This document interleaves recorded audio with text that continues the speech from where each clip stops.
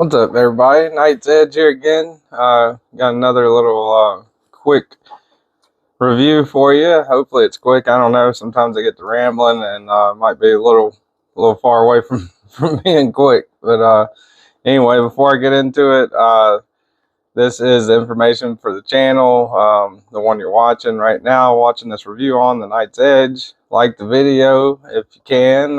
If you like the content, subscribe. I appreciate it. I do try to put out semi-regular content. I've been trying to at least put something out every day, just to kind of put my thoughts and everything on knives. And I do Sharpmans on here sometimes too. I try to do those on Sundays every now and then if I can. Try to do different content, reviews, battles, kind of comparisons, stuff like that. A little bit of disassembly.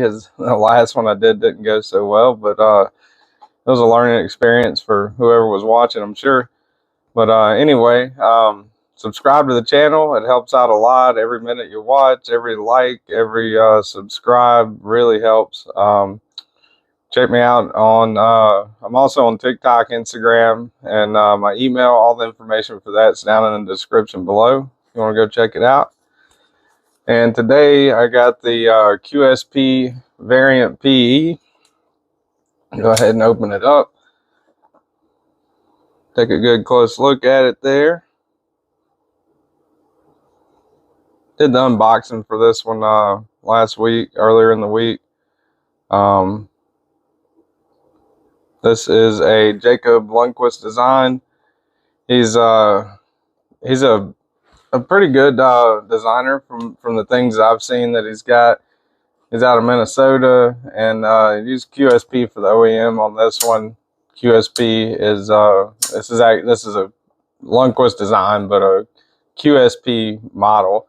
And QSP has some pretty good knives. They've got the Penguin and a few others, but the Penguin's the main one that stands out in my mind because it's the only one I've got. I've seen reviews and looked at a lot of the other ones, but the Penguin, I can tell you absolutely the Penguin is a wonderful knife. Matter of fact, I can get that thing out so I can do the size comparison with it. But anyway, Jacob Lundquist Design, you can check him out. He's got a website, jacoblundquistdesign.com. That's his logo, Maker's Mark, whatever you want to call it. Whenever he does designs, that's on his knives, little arrow. Pretty neat little knife, I think. So we'll get into it. We'll go ahead and do size comparisons. Well, I guess first of all I should measure it, right?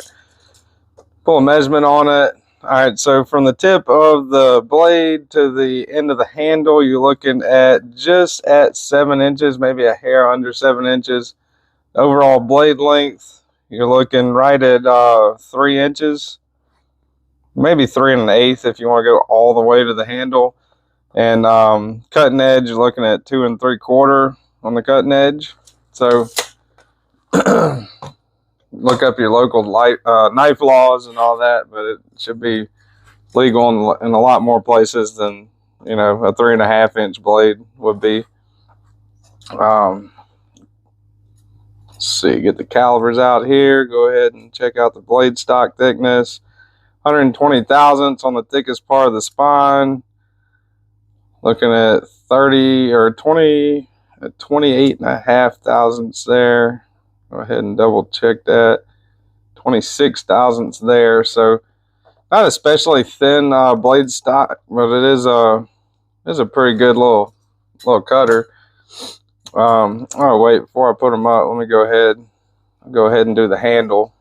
I always forget about that before I put them up. You guys have seen that if you watched any of the other videos, but do the handle, 0.42 of an inch, under 1/2 inch. It's not bad. Handles, it could be thinner, but it could also be thicker. You know, it's not especially doesn't especially stick out anyway. This is a sway back design, so what I mean by that is sway backs, I don't really know like the whole history and origin and everything about them, but it's kind of like a Warncliffe / sheep's foot blade shape, I guess. Whenever you look at a sway back design, it looks like the handle's facing the wrong way, right? So normal knife handle would be facing that way normally, but sway back's kind of backwards looking. Pretty neat little design, I think. I don't even know if you'd call it a design, you know, the sway back, but the type, I guess. There's a lot of them out there. So anyway, we'll go ahead and do some size comparisons here. Let's get out a couple of the normal ones I use. This is Paramilitary 2, Spyderco pair of 3. Let me try to get them lined up pivot to pivot here. So see, it's more along the lines of the size of the pair of 3.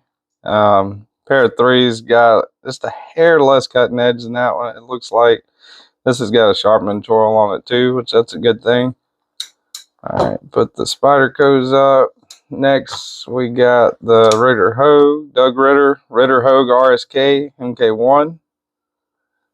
And we have the Hogue Deca. I'll get the camera to focus here.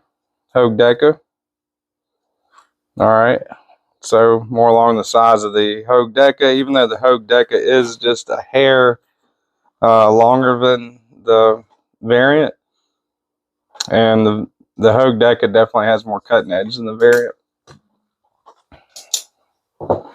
Here is the Cold Steel 8010. Comparison there. And this is the Demco Knives 8020.5.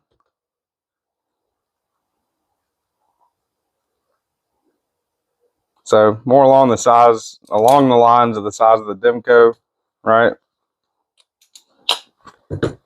And what else do I have laying around here? With this one, Beowulf, right? So Beowulf definitely bigger than the QSP variant, comically so. That is the QSP Penguin. It's the only other QSP I own. Similar sizes on these two, really close, within a quarter of an inch. Blade lengths, probably give it to the Penguin. Penguin's got maybe a quarter of an inch or so more overall blade length than the variant, but the Penguin is standard knife kind of handle profile, whereas the variant's a sway back. So put that up, get out the scale here, make sure this thing's zeroed out.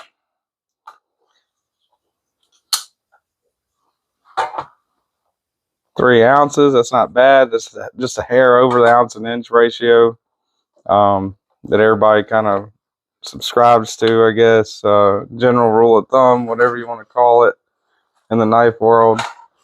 So not really a factor or a heavy object at all. Get out the blue jeans in pocket. That's what you're looking at. Deep carry clip. I like that. This appears in the pocket. Really nice. Kind of got a little bit of a spoon bill at the end, kind of sticking out there, but it's not as grabby as the Civivi clips, so that's a good thing. I think that's the standard QSP clip, actually. Now that I'm thinking about it, it looks pretty close to the clip that's on the Penguin there. So that's the weight on it. Go ahead and get out the hardware. Do a hardware check on it. Let's see. A T8 on the pivot, and it's got minimal hardware, which that's a good thing. That definitely helps out a lot if you're going to do disassembly on it. T6 on the body screw, and yeah, T6 on the pocket clip screws as well. So all the hardware, T6 on those. Captive pivot, that's good. Wish the body screws were T8s, kind of help prevent stripping them out, but that's not a bad, minimal hardware is a good thing. It kind of makes up the difference with that, in my opinion. Captive pivot, which is great, so you don't need two drivers when you're taking this thing apart. Pocket clip. Also, another thing about it is, aside from it being deep carry and not as grabby, it also, they have this tab on the other side, so you can actually take that tab off and put it on this side if you take the pocket clip off and put it on that side, right? So it does mount left or right-handed carry, which is a good thing. So overall, fit and finish, my thoughts on the knife, I think it's a pretty good knife. I love the design for it. It's ergonomically not that great, not terrible ergonomically. Got a little bit of jimping up here, so you can see that right there, and it's got a flat for your hand right there, so it feels pretty comfortable as far as cutting. It's not awkward as far as wanting to cut, like right there. It's not like a typical knife design where I kind of want to choke up, really. So I'm pretty comfortable with my average, I guess, large size gloves, what I wear, size hands. But the ergonomics issue that comes in for me is the access to the lock bar. I don't really like the access to that lock bar. So if you're looking at it head on, that's all the access you got to that lock bar. The cutout's big, but it needs to be deeper. So I think they should have made that cutout a little deeper to access that lock bar, really. And it's not terrible, you know. I mean, you don't have to like dig in there and get it or anything. You just have to, whenever it's open, you have to push down, kind of. So access to the lock bar could be better. The lock bar itself, whenever you do the liner lock, whenever you disengage it, it is, I don't even know how to describe it. It's not really, it's not like contoured or anything. So it's fairly blunt and sharp. If you flip it open and close a lot, you're definitely, you know, you'll feel it on your thumb. But another thing, ergonomically, I guess the front flipper, they could have done that better. I think it works. I'm not the best front flipper in the world, but I can front flip it. So it's definitely a successful front flipper tab. But it kind of, and especially before you break it in, you kind of got to push it in exactly the right spot, or else it's going to want to kind of like flip out of your hand. And if your hand's rotated around it the wrong way when you open it, it's just going to hit your hand and not open. The butt end of it, the spine's going to, like, you know, kind of do that number. So I can open and close it all right, front flipping it. And I'm not the best front flipper in the world, but it could be a lot more comfortable. They do have jimp in there, and as you can see, it does stick up a little bit.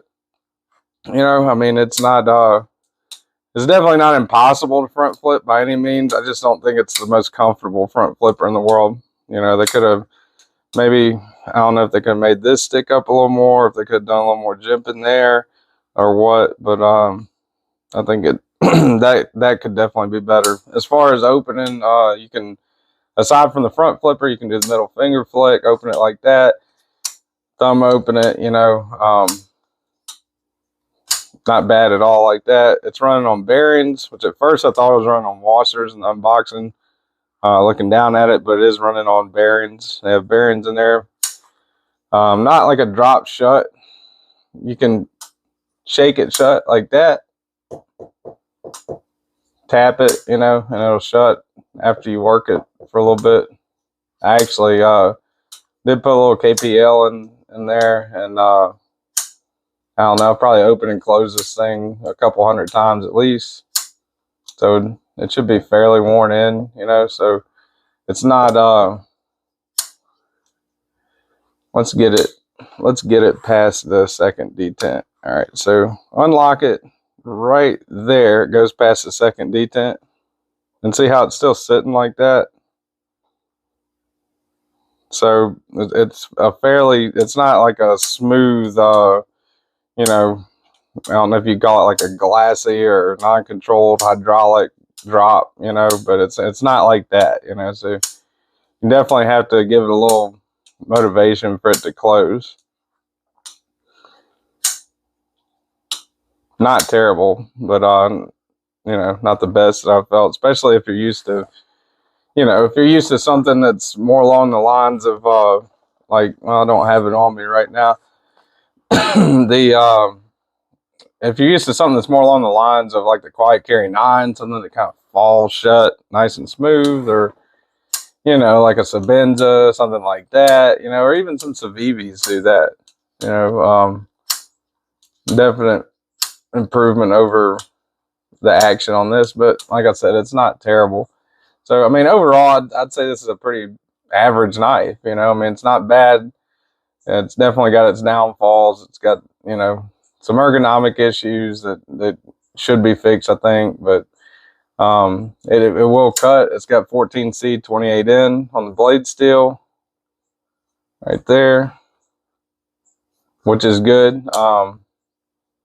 It's held an edge pretty good, I can say that. They say they heat treat it 58 to 60 HRC. I don't know whether, I don't have the equipment to test it out, and I'm not 100% sure on 14C if that's optimal or not. I'd have to look it up. But I can tell you that the edge does hold up fairly well, because I've cut a few things with it, and it's still it'll still shave, even after cutting some rope, some cardboard, stuff like that with it. It is good at puncturing with that sharp tip on there, puncturing into something soft and slicing down. It's good at that. Not especially durable, hard use knife. I wouldn't say durable, I guess hard use, heavy use, knife, but it'll definitely get the job done for an everyday carry, for a little slicer. The G10 on it is a little too coarse, I think. You can actually, I don't know if you can hear it. Yeah, I mean, it's like a really fine file is how I would describe it. It's not really that soft. It's a little contoured. They did do a little contouring right there, which is appreciated and everything, but it's a little rough around, sharp around the edges, I think, personally. So all in all, front flipper could have been better. Access to the lock bar could have been better. The G10 could be a little different, and they could have used, instead of T6s on the hardware, they could have used all T8s. Hardware is minimal, so that's a good thing. Clip, I have no issues with that. I'm fine with the clip. The steel on it, for the price, this is 55 bucks, by the way, in case I didn't mention that. Got it on whitemountainknives.com. I will put the link in the description down below for that. For the price, 14C 28N, not bad at all. Really good steel. I like the sway back design.